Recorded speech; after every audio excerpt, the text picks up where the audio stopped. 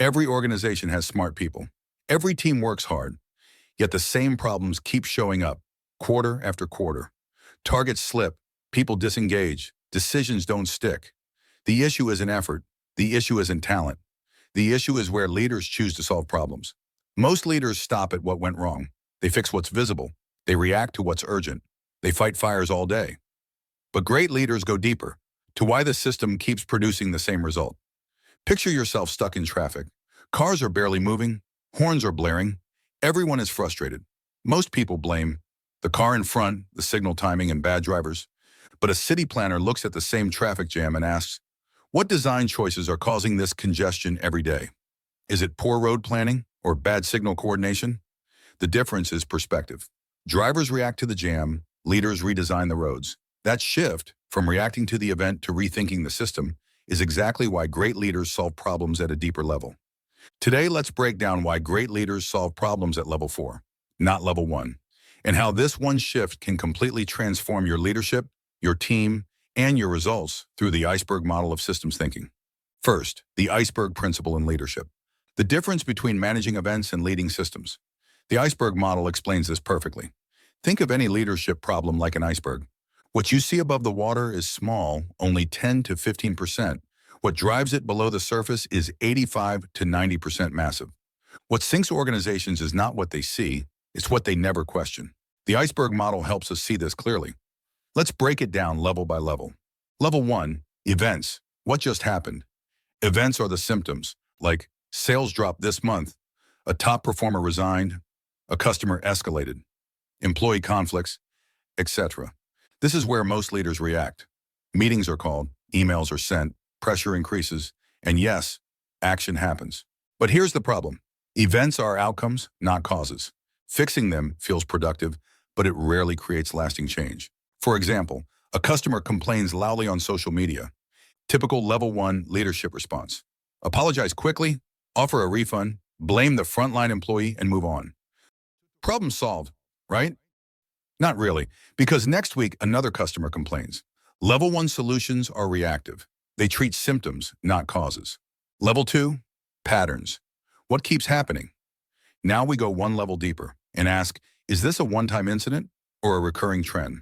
Patterns show up when sales dip every festive season, the same team struggles every year, decisions fail repeatedly after meetings, conflicts arise in the same situations.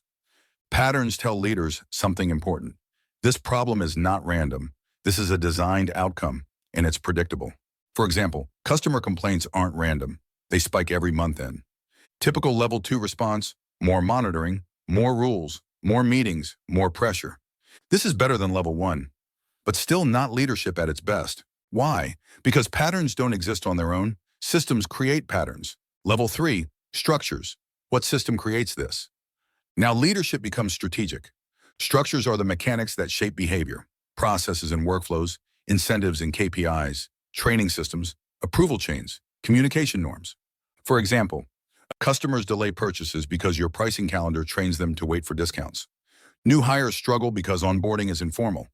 Just shadow someone. Teams clash because decision authority is unclear. Structures are like plumbing.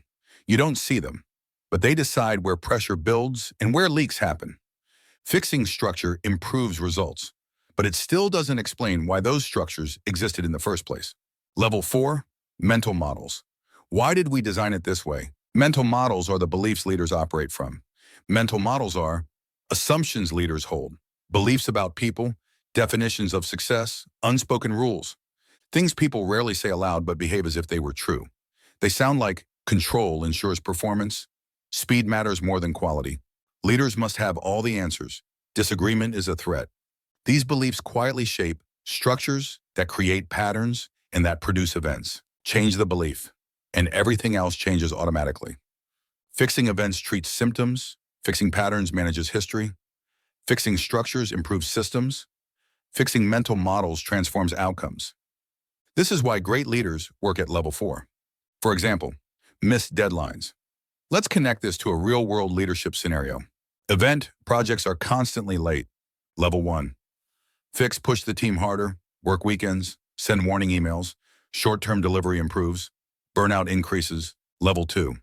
Insight, deadlines are missed every quarter. This isn't bad luck, it's a pattern. Level 3, structure, timelines are decided by leadership alone. No buffer for unexpected work. Teams aren't involved in planning. Level 4, truth, leadership believes. If we ask for input, things will slow down.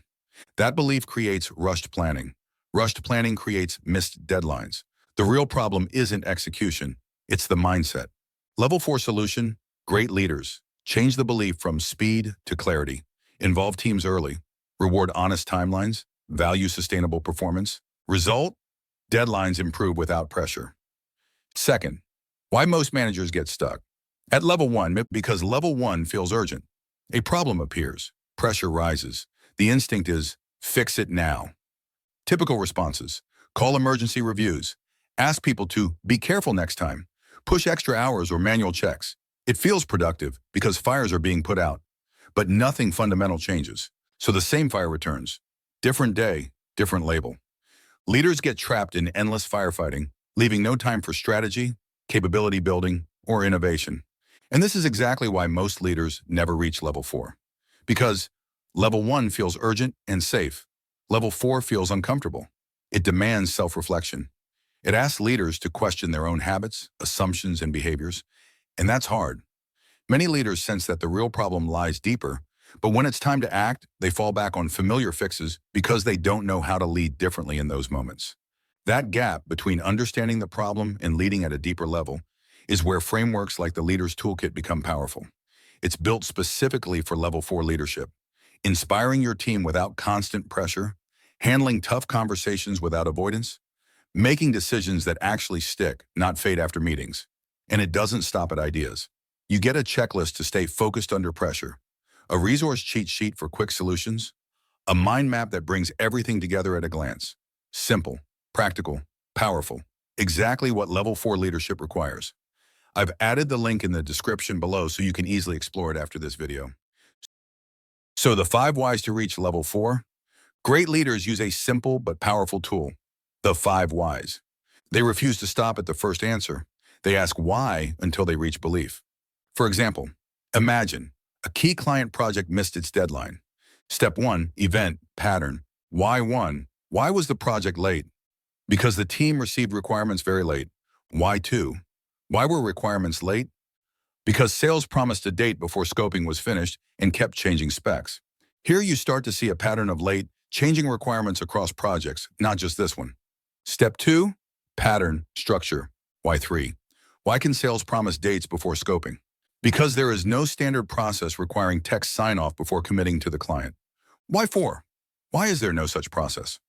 Because sales targets and rewards are only tied to closing deals, not to delivery success. Now you are at structure, missing cross-functional process and misaligned incentives. Step 3, structure, mental models. Why 5? Why are targets designed this way? Because leaders believe revenue first, delivery will somehow manage, and assume coordination is a detail, not a strategic priority. This exposes the mental model. Revenue is valued more than reliable delivery. By using the 5 whys to move from events down to structures and mental models, great leaders permanently change the system instead of repeatedly fighting the same fires. Solve that belief, and performance improves. Third, how level 4 leaders solve problems differently. Great leaders don't skip levels. They work across all levels, deliberately. Stabilize the event, address today's issue without blame, support active deals, and communicate clearly with stakeholders. Identify the pattern. Look across time, not just moments. Gather customer feedback and call data. Redesign the structure. Change incentives, workflows, ownership. Challenge the mental model. Ask, what belief needs to change? This is slower at first, but dramatically faster over time. Why level 4 leadership creates lasting impact?